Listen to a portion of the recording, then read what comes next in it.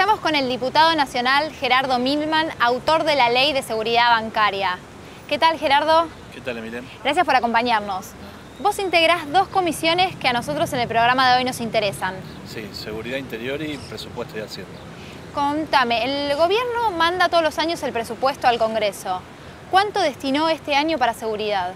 Bueno, a pesar de que si nosotros le preguntamos a la mayoría de los ciudadanos de nuestro país cuál es su principal demanda, cuál es la principal necesidad que tienen, nos vamos a encontrar en cualquier barrio, en cualquier pueblo de nuestro país, que la seguridad está al tope en todas las encuestas. Sin embargo, para el gobierno no, porque el presupuesto es la ley donde el gobierno fija sus prioridades. Y el gobierno, que está acá atrás, nos dice que en el presupuesto solo destina un 12% más al presupuesto de seguridad. Si uno toma la inflación que tiene el propio gobierno, hay que creer en esa inflación, que es cercana al 11%, uno se da cuenta que el presupuesto de seguridad aumenta solo en el 1% más que la inflación del gobierno. Por supuesto, como no creemos en la inflación, eso vamos a desinvertir. La Argentina va a desinvertir en el año 2013 respecto del presupuesto de seguridad. Menos chalecos, menos móviles, menos tecnología, menos informática destinada a la seguridad.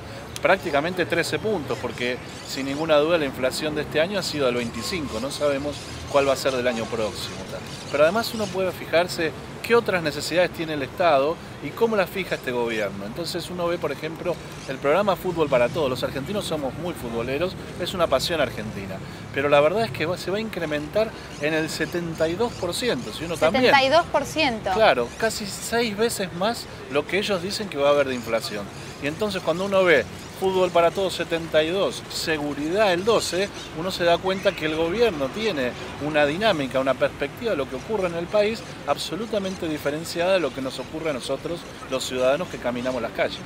Y para fuerzas de seguridad específicamente, porque hubo un conflicto hasta hace poco, que no sé si se resolvió del todo, por los salarios de los gendarmes. ¿Cómo ves esta situación? La pauta salarial no está en el presupuesto, porque el gobierno entiende que si coloca la pauta salarial, eso va a ser usado como un piso para la negociación salarial. O sea que en el presupuesto nacional figuran 0 pesos para el aumento de los salarios. Pero si uno ve, por ejemplo, en la gendarmería, solo se va a incrementar en un 6%, cuando hemos tenido este conflicto que vos decís, y la verdad es que la ciudadanía siente que la gendarmería es una fuerza mucho más amigable que otras policías del país, sobre la cual hay una profunda desconfianza.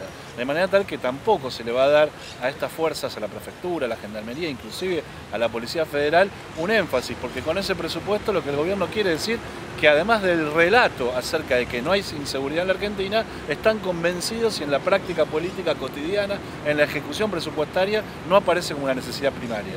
Este presupuesto ya fue aprobado en diputados. ¿Cómo fue ese debate? ¿Ustedes pudieron decir, no, esto es así, el oficialismo está abierto o es una postura única? Sí, nosotros pudimos decirlo, cierto es que no se pudo cambiar solo una coma de todo el presupuesto, ni siquiera los legisladores oficialistas, de manera tal que en definitiva el presupuesto quedó como fue diseñado en la Casa Rosada y eso es lo que se va a ejecutar y la semana que viene lo va a aprobar el Senado también a libro cerrado y vamos a tener este presupuesto. Es cierto que con todos los instrumentos que tiene el gobierno, la ley de administración financiera o las actitudes que tiene el jefe de gabinete para modificar partidas, uno puede cambiar las partidas y el presupuesto carece de una energía y una importancia tal como supo tener en el pasado, pero el presupuesto que fija prioridades no coloca la inseguridad como un tema prioritario. ¿Cómo ves la política de seguridad del gobierno? Bueno, no hay política. Si uno pregunta dónde está la ministra, qué está haciendo la ministra de Seguridad, Garré no la puede ver ejecutando política. Hace poco vimos una decisión que tomó el gobierno respecto al conflicto de Gendarmería y Prefectura y la conferencia de prensa la dio el jefe de gabinete con el ministro de Economía. Ahí está la visión que tiene el gobierno, una visión economicista de lo que ocurre con la seguridad. Y además hay un Ministerio de Seguridad bicéfalo. Está la ministra Garré y el secretario Berni, vaya la redundancia, porque hemos tenido un conflicto, yo vi en las escalinatas, gendarme vestido de verde, una imagen que no nos gusta, sin ninguna duda, pero el cara pintada estaba en el ministerio, porque Berni es un teniente coronel que fue parte del movimiento cara pintada. Pero tenemos un ministerio bicéfalo, por un lado la ministra, por un lado el secretario. Cualquiera que trabaja en materia de seguridad sabe que tiene que haber unidad de mando, que tiene que haber una conducción vertical. Y ahí es la propia política la que le da una muestra de una interna dentro del Ministerio de Seguridad que se traslada necesariamente a la fuerza de seguridad. ¿Y por qué, si bien el gobierno sabe que las encuestas dicen que a la gente le preocupa la inseguridad, por qué no habla de este tema? Bueno, porque justamente el gobierno ha construido un relato sobre determinados temas, inflación, seguridad, pobreza, algunas cuestiones que son problemas reales de la Argentina profunda y que el gobierno tiene la intención de creer que escondiendo la mugre bajo la alfombra los problemas desaparecen. Lo cierto es que un día la alfombra no soporta más y revienta.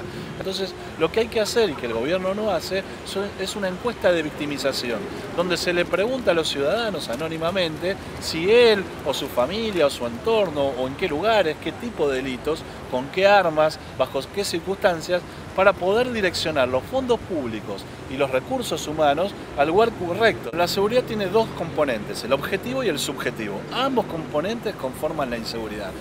¿Hay más robos? Sí, hay muchísimos más robos.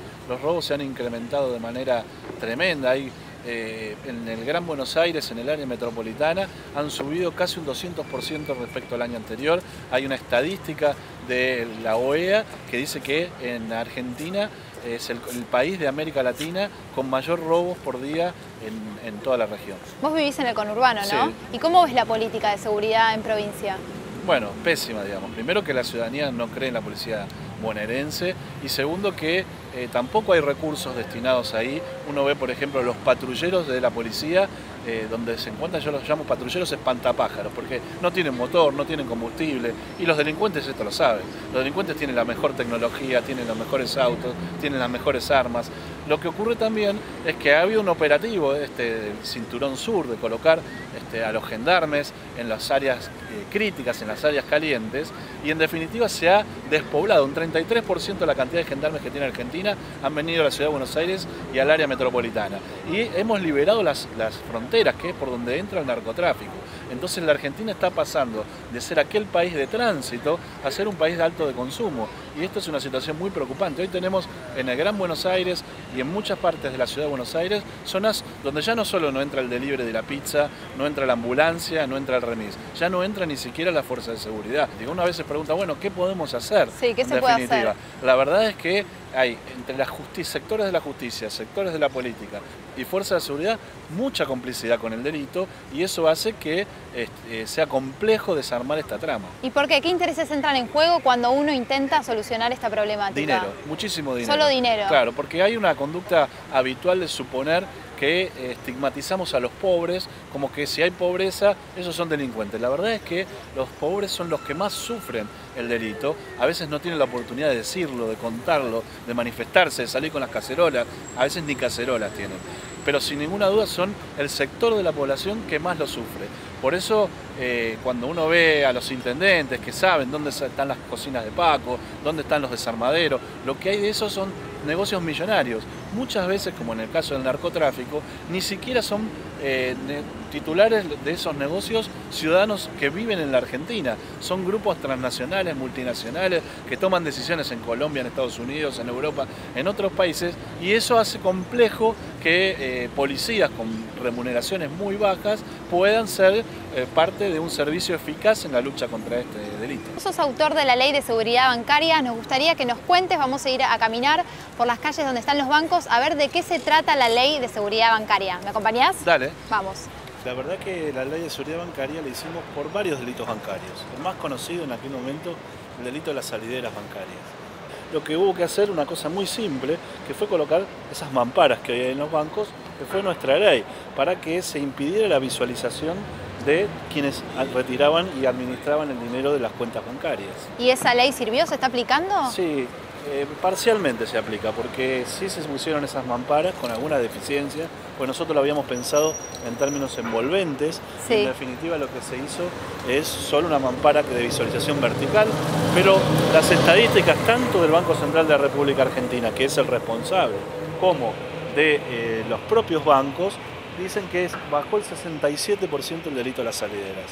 Hay otras cosas que no se aplican, como son, por ejemplo, los inhibidores de telefonía celular, que impedirían que se hagan comunicaciones adentro del banco, y otras medidas destinadas a otros delitos, como por ejemplo el de los boqueteros. Hace falta una inversión importante, obviamente, hace falta obras civiles. Pues fíjate que las cajas de seguridad, que es donde muchísimos argentinos hoy tienen depositados sus bienes, sus valores, no tienen el mismo blindaje, las bóvedas que las contienen, que tiene el blindaje de los tesoros de los bancos. Los bancos guardan muy bien su dinero, sin embargo le ofrecen a los clientes el alquiler de cajas de seguridad, que son muy preciadas. Hay lista de espera respecto de este producto que tienen los bancos.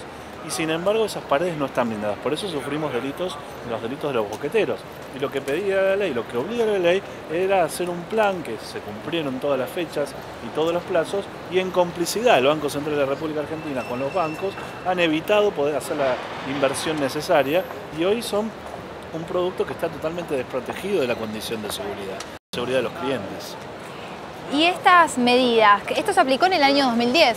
Sí, se viene aplicando parcialmente, como dijimos, no todas las medidas se aplican, porque hay un poco de necedad por parte del Banco Central, las autoridades, la señora presidenta del Banco Central, Marco Del Pont, que no le interesa la seguridad de los clientes, y se viene aplicando parcialmente, aunque lo parcial con buenos resultados, y tuvo su auge, a pesar de que nosotros habíamos planteado la ley antes, con el caso Píparo. ¿Eso fue como un punto de inflexión? Sí, desgraciadamente, porque eso se llevó la vida del embarazo que tenía Carolina Píparo en una salidera bancaria en la ciudad de Citibel. Dentro de pocos días se comienza el juicio oral de Carolina, donde Carolina va a querer demostrar la responsabilidad civil del banco donde se produjo, que también es un tema de discusión interesante, porque la seguridad dentro de la institución bancaria es responsabilidad de la entidad financiera. Gerardo, ¿qué responsabilidades políticas ves del gobierno nacional y provincial?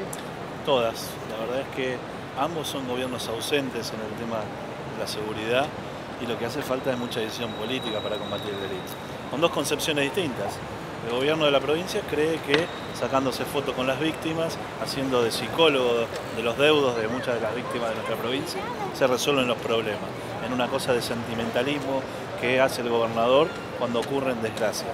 Y otra es una concepción muy ideologizada de la seguridad que tiene el gobierno, que ha maltratado a las fuerzas de seguridad, que ha evitado hablar de inseguridad y que no tiene una noción clara de cómo combatirlo. Te agradezco muchísimo por estar hoy con nosotros. Desde Gen TV nos vamos a seguir ocupando de este tema y vamos a estar donde nuestros vecinos reclamen más seguridad.